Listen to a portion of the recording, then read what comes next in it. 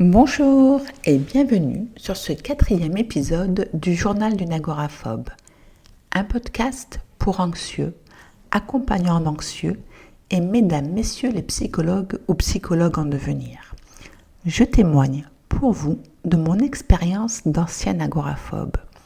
En témoignant, j'espère contribuer à une certaine libération de la parole sur un sujet qui stigmatise bien trop de personnes. La semaine dernière, nous avons parlé de mon premier contact avec le corps médical suite à ma première attaque de panique. Totalement ignorante de tout ce qui touche de près ou de loin la santé mentale, en pleine attaque de panique, j'aggrave davantage mon cas en paniquant encore plus, persuadée que j'étais en train de faire une crise cardiaque ou un AVC. Médicalement, le médecin a été irréprochable, mais humainement, franchement, il ne m'a pas aidée. Il m'a prescrit du Lexomil sans expliquer la nature de la prescription, ni pourquoi cette prescription. Pourtant, les attaques de panique devraient être des phénomènes plutôt connus des médecins.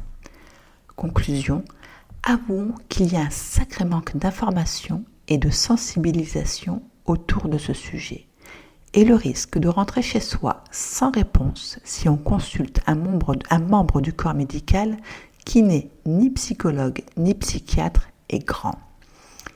Et pourtant, c'est là que tellement de choses pourraient se jouer. Alors, n'ignorons plus ces sujets et parlons-en. Raison pour laquelle je témoigne et aborde avec vous cette semaine ma première rencontre avec ma psychologue. Ma première attaque de panique est bien antérieure au Covid-19, donc bien avant la démocratisation des séances en visio. J'avoue qu'à l'époque, la visio m'aurait bien arrangé. Les consultations en visio n'étant pas pratiquées et étant dans l'impossibilité de sortir non accompagnée de mon domicile, il est pour moi nécessaire que le psychologue se situe dans un périmètre géographique qui se limite à mon village. Ce n'est pas un critère de sélection pertinent, mais il a le mérite d'être pragmatique. Coup de chance, il y a un psychologue dans mon village qui est en mesure de me recevoir assez rapidement. J'entre dans son cabinet, elle me demande ce qui m'amène. Je lui raconte donc la scène de la poubelle. Pour ceux qui prennent ce podcast en cours de route, vous pouvez écouter la scène des poubelles au 2e épisode. C'est, pour résumer, la scène qui m'a fait prendre conscience qu'il y avait un problème. Une fois que j'ai terminé de lui relater la scène, je lui rétorque et voilà comment tout a commencé. Suite à 1 heure de discussion, en une séance, je comprends que ça a commencé bien avant. Tous les indices étaient présents, mais n'étant pas du tout sensibilisée à ces sujets de santé mentale ou de phobie, je n'avais finalement aucune clé me permettant de prendre conscience que quelque chose se passait. Et pourtant, 3 éléments ayant tous un lien avec ma voiture auraient dû m'alerter sur le fait que j'étais en train de réduire mon espace de liberté de manière assez drastique.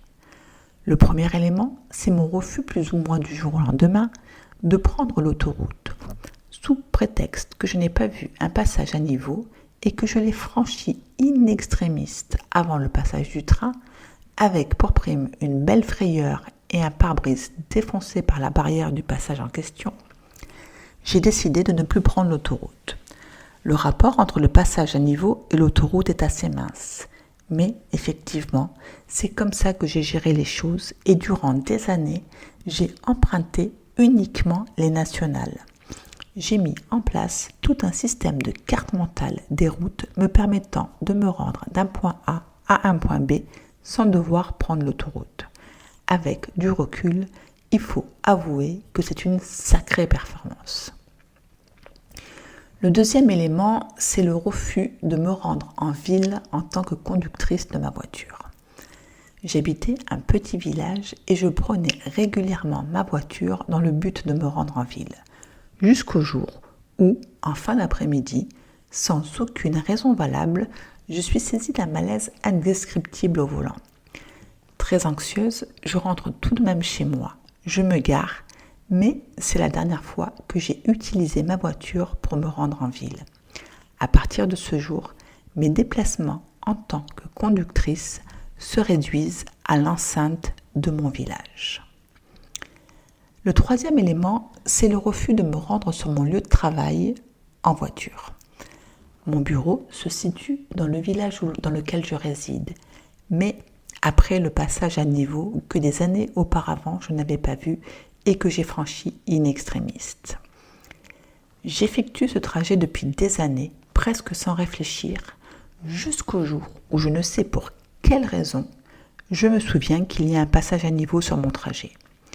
Quand je dis « je me souviens », ça veut en fait dire que c'est une information qui prend la quasi-totalité de mon cerveau et que je passe en boucle dans ma tête toutes les solutions qui me permettraient d'éviter de passer par ce passage à niveau.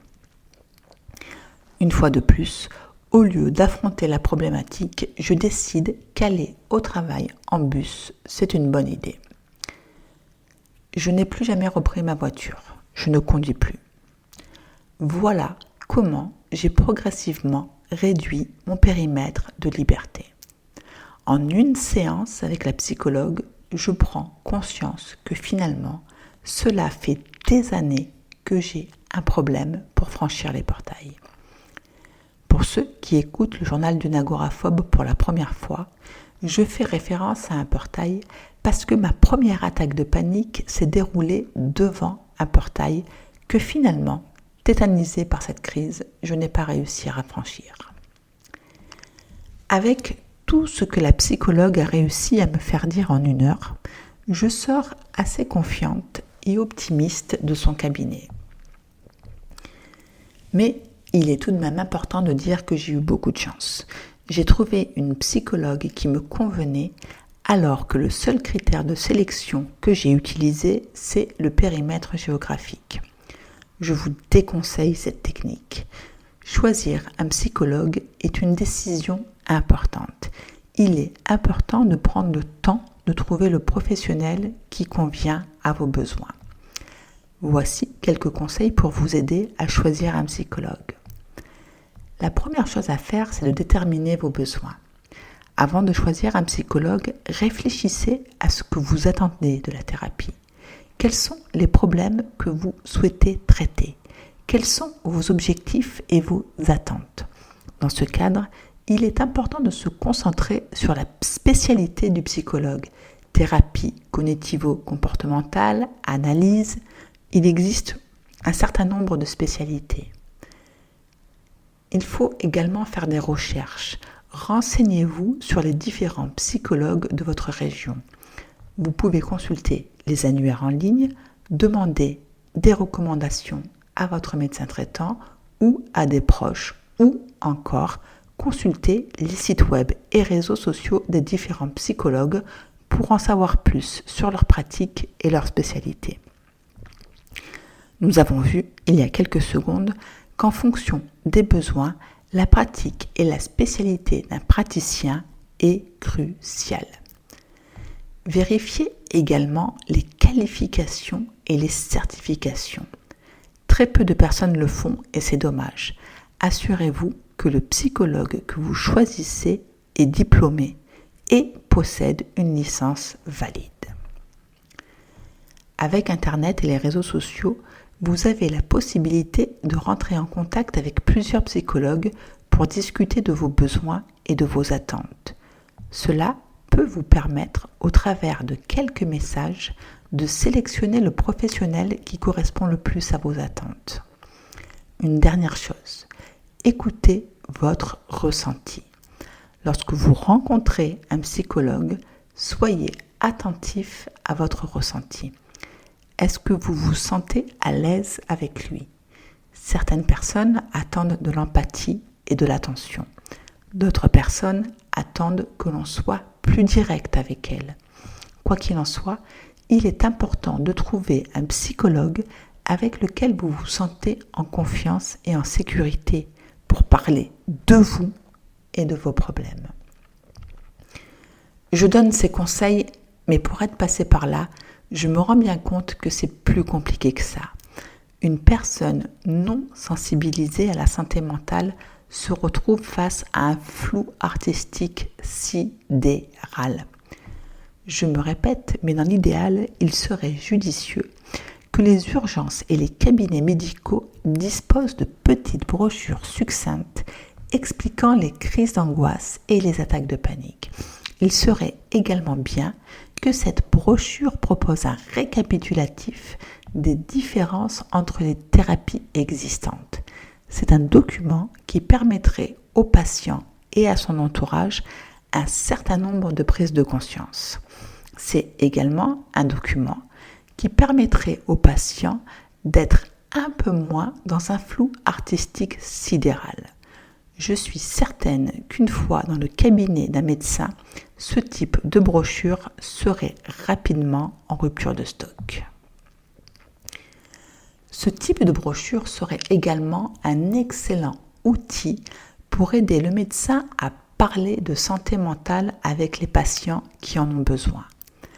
Pour continuer à filer la métaphore de l'outil, nous allons parler bricolage. Toutes les bricoleuses et bricoleurs le savent, sans les bons outils, les choses sont faites plus lentement et sans garantie de résultat. Eh bien, votre psychologue va constituer pour vous un outil dans le but de vous amener à la guérison. Alors, choisissez-le bien. Sur ces bonnes paroles, je vous souhaite une excellente fin de journée et je vous dis à très vite dans le prochain épisode du Journal d'une agoraphobe. Une dernière chose tout de même avant de vous quitter, si vous pensez que ce podcast peut être utile à vous ou à l'un de vos proches, merci de noter cet épisode et de me laisser un petit commentaire.